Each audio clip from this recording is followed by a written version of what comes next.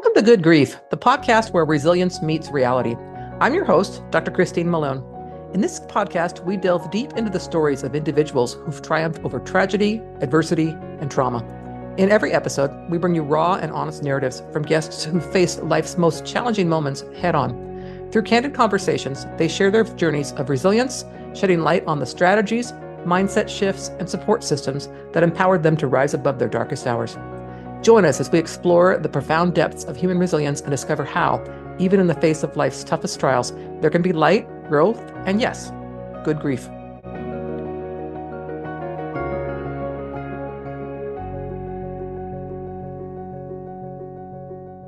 Okay, listeners, thank you so much for joining me for this episode. My guest is Cathy Nesbitt. She is a health and wellness advocate and the founder of Cathy's Crawley Composters, Cathy's Sprouters, and Cathy's Laughter Club. She is a multi-award-winning visionary who inspires individuals to live a more joy-filled, sustainable life. Cathy, if you'd like to introduce yourself and tell us what it is that you do. Thank you, Christine. I'm excited to be here. So I am located in Canada, just north of Toronto, and it's the 23rd anniversary of my worm composting business, Cathy's Crawley Composters. Selling worms by the pound for indoor composting. Who doesn't want that? And yeah, so my working title is Cathy Crawley Laughing Bean Queen. Worms, sprouts, and laughter. Tell us a bit about the laughing part, as we were talking before we started recording. Very curious to hear how does laughter impact the lives of someone who maybe is going through something or has gone through something? What does laughter have to do with it? Laughter. So laughter yoga is not doing yoga and laughing. It's laughing as a cardiovascular exercise. Started in 1995 by a medical doctor, and his goal is world peace. Yes, we need it. There are clubs in over 120 countries. And so laughter is the opposite of stress. When we're laughing, it brings us to the present. We're not thinking about anything. We can't even run away because when we're laughing full on, our knees get weak. When we're fully engaged in the laughter, we can't really move. And it's when we're laughing, we're secreting the love drugs, dopamine, oxytocin, serotonin, and endorphins versus cortisol and adrenaline. Laughter just brings us to the present. So it just helps us. It helps us manage. It doesn't make our problems go away. It helps us cope easier. Yes. I'm thinking about, I have two young grandsons, one's 3 and one's 5. And when I'm having a bad day, if I just look at their little pictures, I mean, my face I smile and I'm like, I remember something that we did and I laugh. And I just so look forward to those fun interactions with them after they're coming over tonight for a sleepover. But yeah, so it's just, I totally get you. You feel much better when you're laughing than you do when you're sad or depressed or whatever it might be. So I know you used to do something laughter yoga with your mother-in-law. So tell us a bit about that and kind of how that started and what you got out of that. Yeah, so I've been married. It's 37 years. We dated for 9 years, so we've been together a long time. And my mother-in-law is such a beauty. She had 4 sons, so I think she just really wanted daughters too. Like not that she doesn't love her son, she does, but she didn't have. She would always say, "Oh, thank God for my daughters-in-law, because if it wasn't for them, I wouldn't learn anything." Like the sons are like, "Hey, what's new? Nothing. How are you? Good." And the daughters will be like, "Oh, blah blah blah." Daughters-in-law. And she would tell people, whenever Cathy asked me to do something, I say yes, because it's always an adventure. So I phoned her up when I was introduced to laughter yoga. I phoned her up and I said, "Hey, Mary, you want to go to laughter yoga?" And she said, "What's that?" And I said, "I don't know, but I don't want to go alone." And it became our date night. So I came to laughter with my mother-in-law. She passed in 2021. And it was a monthly club. So we would go out for dinner. And she was so beautiful. She would say, "We better not have garlic." And I'd say, "As long as we both have it." Because when you're laughing, you're exhaling. The beautiful part about laughter, there's so many benefits for our health. Mhm. Oxygen, our brain requires 25% more oxygen than the rest of our body as an operating principle. Yeah. Wow. Right. So when we're stressed, we're living in this perpetual state of stress. We're not breathing properly. So our body's not getting what it needs.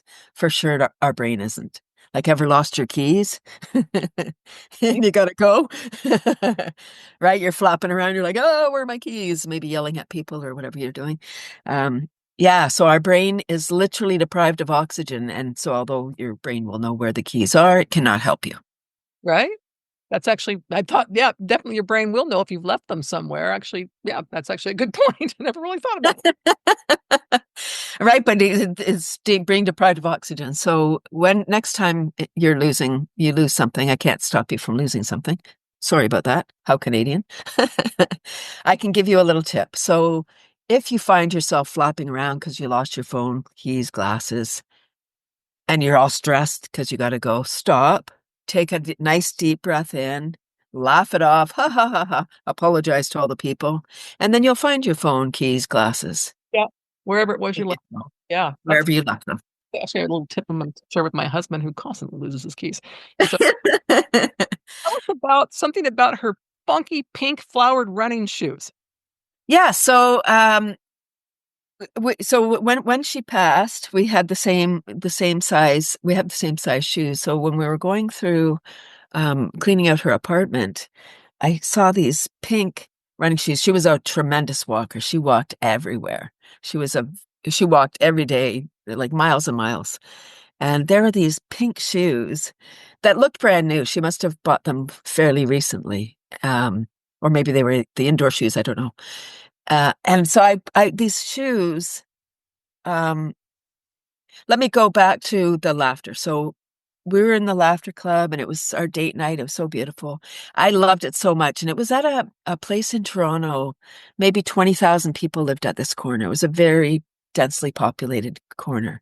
And every month the numbers dwindled in the laughter club. And eventually, because she was renting space, the laughter teacher, she had to close the club. She said, I'm, I'm not making money. And it's not, maybe not about making tons of money, but you still don't want to lose money. And walked outside and I was literally was like, well, look at all these condos. They just don't know. It's marketing, right? They just aren't aware that this super fun thing is right here, this health plan right here in their basement. They don't know.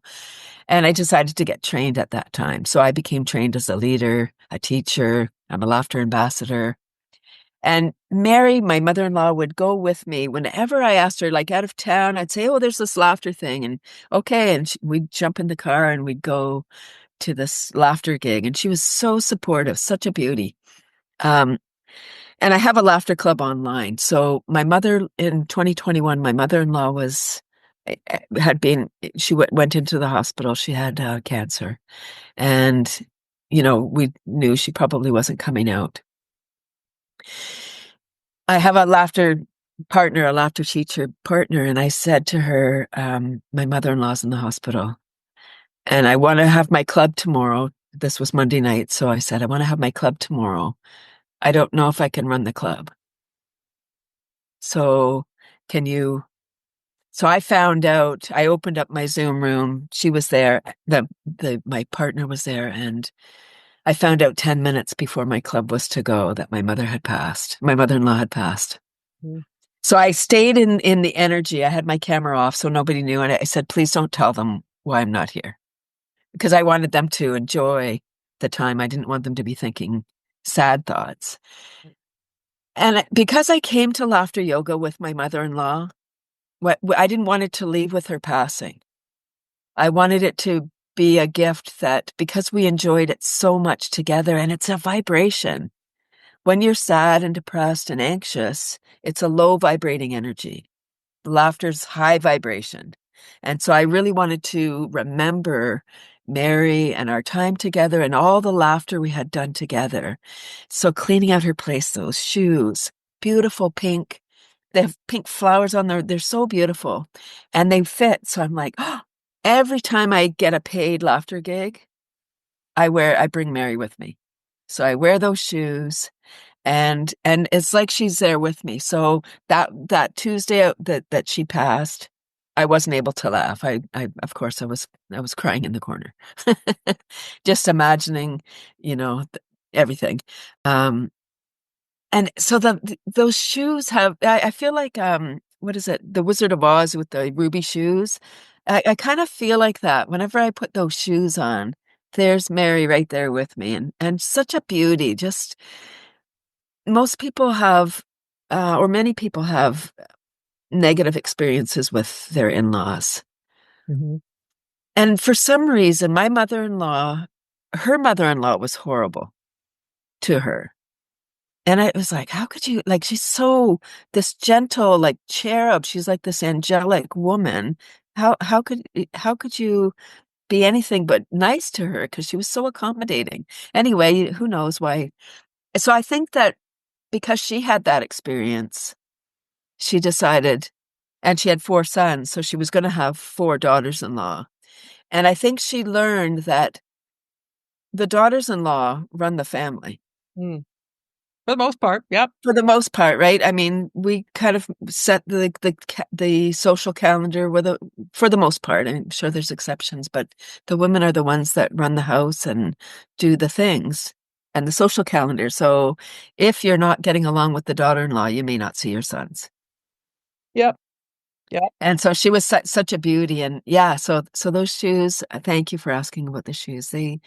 They just bring me so much joy, and I was able to maintain my love of laughter, because I've heard of people that laugh together and then one partner dies, and then the laughter dies in both of them.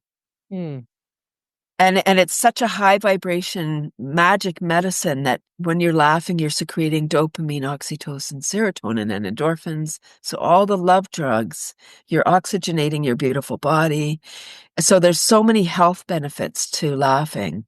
Yeah, for anybody that's in a stressful situation. And people will say to me, Cathy, how can I laugh? There's so many things going on in the world. So many things, right? And it's like, oh, they're still standing here. Let's heap something else on them. Oh, they're still standing here. Let's raise the price of groceries. I'm sure it's not like that, but sometimes it feels like that. Like, oh, okay, there's so many things to carry around. How do we laugh? So I say, here's the thing. It's easy to laugh when things are good. When we're all feeling great and everything's in order and life is grand, easy to laugh. Everybody can laugh. It doesn't matter what personality you are. We can all laugh together. When there's a stressor, that's when you see people's colors. Yeah. That's when you see how people, like some people get angry, some people shout, some people go quiet, some cry. Um, when we're stressed, that's when we need to laugh, because it's like the pressure cooker. When we're stressed, we're secreting all the stress hormones. We're not breathing properly. We're doing damage to our body if we're under too much stress for too long. And that's our life today, because our amygdala, I mean, I'm not saying anything you don't know, but the amygdala, for those listening, is the stress center. That's the fear center, and it is meant to keep us alive. Mm-hmm. It's so we can escape the situation. Oh, you're in danger. You better get out of here. Okay, good. Yep. Yep. Right. And now we don't need that. We're not under it. It's so rare today that we're in imminent danger, Mm-hmm. but our body acts as if we act as if there's, a saber-toothed tiger in the next room and it's coming to get us. That's what our body is doing. And it takes hours for our body to recover from a stressful situation. Like if we've had a fight with somebody and we've been shouting, it takes hours for our body to come back down. But the opposite is true. If you have a laughter session and you're secreting all the love drugs, your body's fully oxygenated, your body's having a party, it also is hours for those chemicals to be creating in your body. But it feels so good. So tell me what happens in a laughter club or a laughter session. I'm intrigued on what exactly is going on in there. So it's not jokes or comedy. They're right. Jokes are cultural. Two people going somewhere. It's probably not funny for those two people. Yeah. It's little games to inspire the laughter. So there is clapping, and the clapping, you're clapping palm to palm. You're activating meridians. So the rhythm is 1, 2, 1, 2, 3, and the words are ho ho, ha ha ha. And that gives it, when I was introduced to laughter yoga, I thought this part was so weird. Like, this is so random. Why are we clapping? What the heck? Because I don't need priming. It's like Pavlov's dog. What the clapping does, it sets us up like, oh, we start ho ho ha ha ha. We send a note to our brain, hey, it's happy time. Time to laugh. And we come alive. We start secreting the love drugs, we're fully oxygenated, we're connecting. And have you heard of mirror neurons? I have not. Mirror neurons. So if you smile at someone, probably they're going to smile back. Okay. Or if you see somebody crying, you might feel sad too. Those are the mirror neurons. And that's the piece. Very few mammals have it, and humans have it, monkeys have it, and some birds have it. But otherwise, it's kind of in our frontal lobe, and it's part of that connector where, um, yeah, so laughter is contagious. So when we're in a laughter club, we automatically start feeling better, even if we're not participating. And the body doesn't know the difference between real and simulated laughter.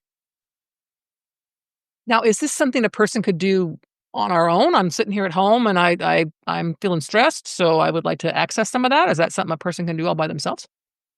Yes, and it's a little bit challenging. Even as a trained professional, it's a challenge for me to get my giggle on alone. It's not the same as doing sit-ups where you're just doing them, you're counting 300, 400, whatever. Who does that many? I don't know. We're laughing because it's kind of a participatory thing. I have a laughter buddy every morning and since December 2021. She calls me every morning, 7:30. I don't answer hello. I just start laughing. I pick up the phone. I see that it's her. No one else calls at night at 7:30 anyway. It's her. I start laughing. We laugh for 2 full minutes, but belly laughs. 1 minute of deep diaphragmatic breathing, and then 2 additional minutes of laughter. So Dr. Kateria, did I say that it started in India? No. Oh, so laughter yoga started in India by a medical doctor, so it has street cred, Dr. Madan Kateria, and his goal is world peace. Wow. I believe it started in 1995 so we could be ready for 2020. Mm-hmm. Prior to that, there was very few opportunities to laugh online. And even Dr. Kateria believed that you needed to be in person to get the benefits of the laughter. Mm-hmm. So 2020, everyone jumped online and it works so beautifully in gallery view. You wouldn't have speaker view like if you're watching usually a speaker, right? Because you want to look at everyone. We're playing together. Yeah. It's eye contact. We're looking at from square to square, and there's little games. So we do have the clapping. There's about 40 foundational exercises. And now that it's a global movement, each area brings their own little cultural Mm. thing. Right, right. Like we have, it started with, in India, it was called lassi laughter, where it's a yogurt drink, lassi. Okay. So, but now we just call it milkshake laughter because we don't know what lassi is in Canada. We don't know it's a yogurt drink, right? So it's the same movement. You just mix your ingredients and then you drink it. Ha ha! You're laughing. Or there's laughter cream, so it comes in a pump. How convenient! Or sometimes it comes in a big jar and you just glom it out. And wherever you put the laughter cream, you start laughing. Or it's a laughter shampoo. It's so fun. Like you can make anything into laughter, and that's the role of the laughter leader is leading the games, knowing when it's run its course, like each thing. And then between laughter sessions, in person you would do ho ho ha ha ha. Because imagine 20, 30 people all laughing and it's pretty loud. Yeah. It's hard to rein them back in. So if you feel like you don't want people talking in a laughter club, you don't want them in their brain, you want them in their body. Mm-hmm.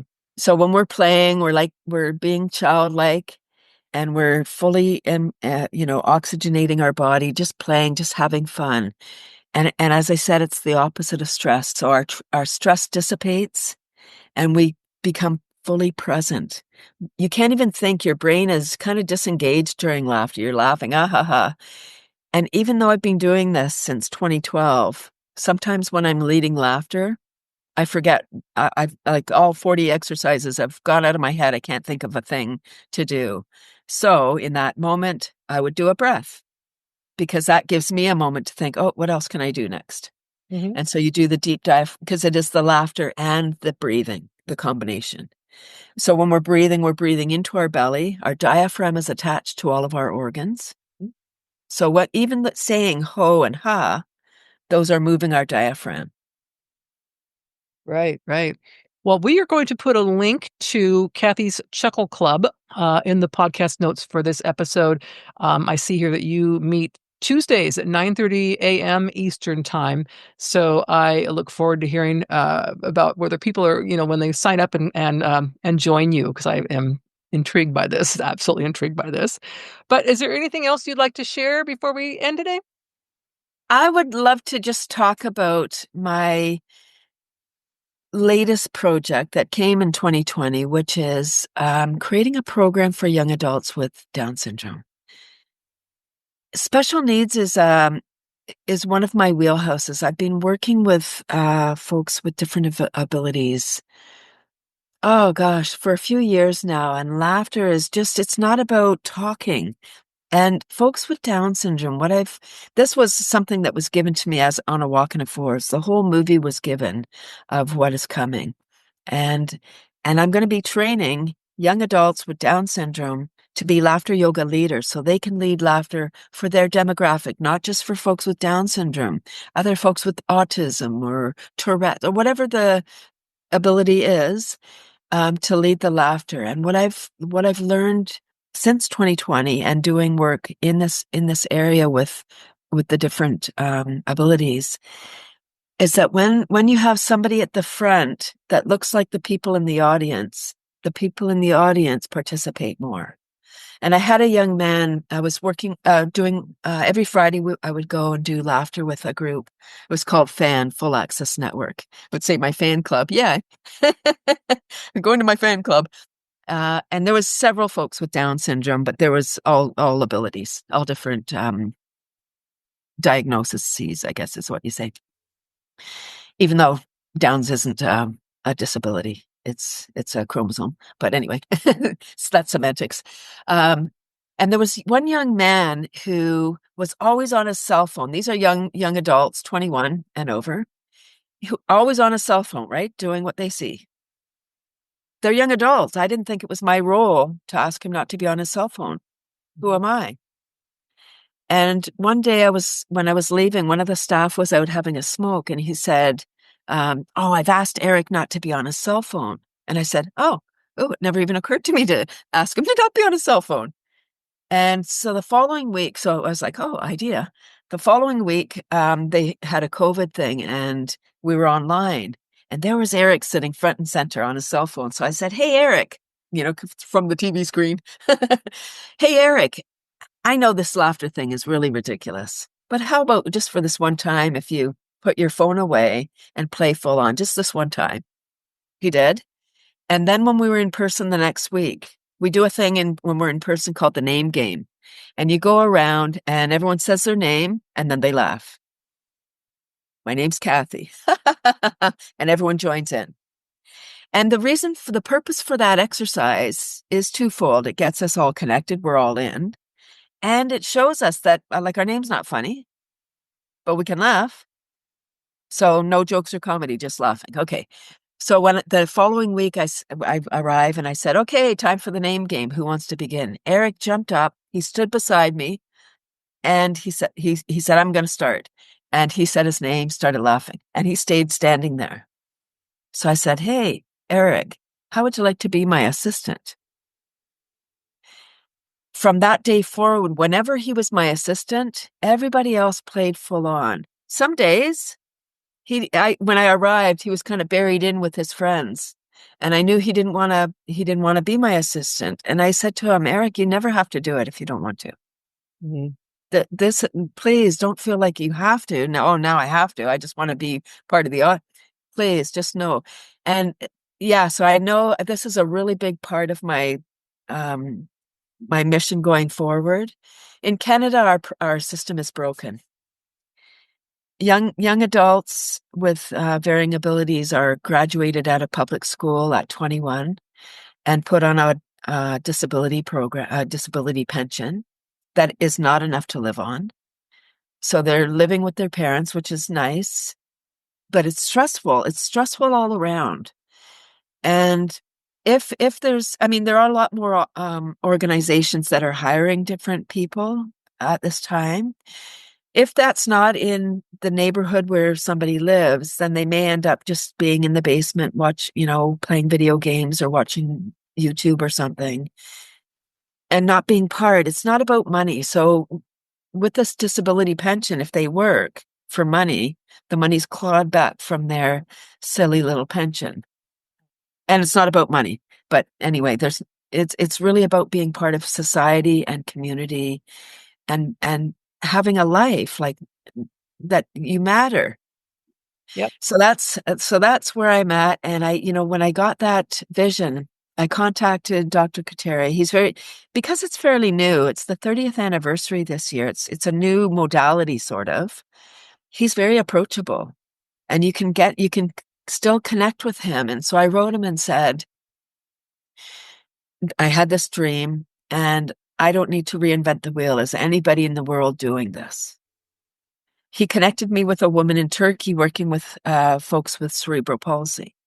Mm-hmm. Different, like, yay, good for her. Different group. And it was great. We did connect, but different group. So I said, okay, nobody's doing exactly what I want to do. And Down syndrome doesn't know socioeconomic status. It doesn't know borders. It just is. It's just an extra chromosome. And so I'm looking for assistance. If anybody is interested in this field, if anybody has a child with Down syndrome or any ability, it's not that I'm against autism or any of the others. It's just that was what was given to me in my vision, and it kind of just makes sense because folks with Down syndrome often have a thing called gummy ear. So they don't hear properly. So they often don't speak, they don't pronounce their words clearly because they say what they hear. So if we say computer, they might hear pewter. So they say pewter. And they also often have vision problems. If there's any teachers listening, the folks with Down syndrome need to sit at the front of the room. They want to be at the back with the fun kids, but they need to be at the front so they can hear better, so they can see better and be more engaged. Cathy, it has been absolutely fascinating to chat with you today. Thank you so much for agreeing to be on the show. As I mentioned, we will put links in the podcast notes for people who would like to reach out to you and see more and hear more about what it is you're doing. But thank you. Thank you. Thank you for the opportunity.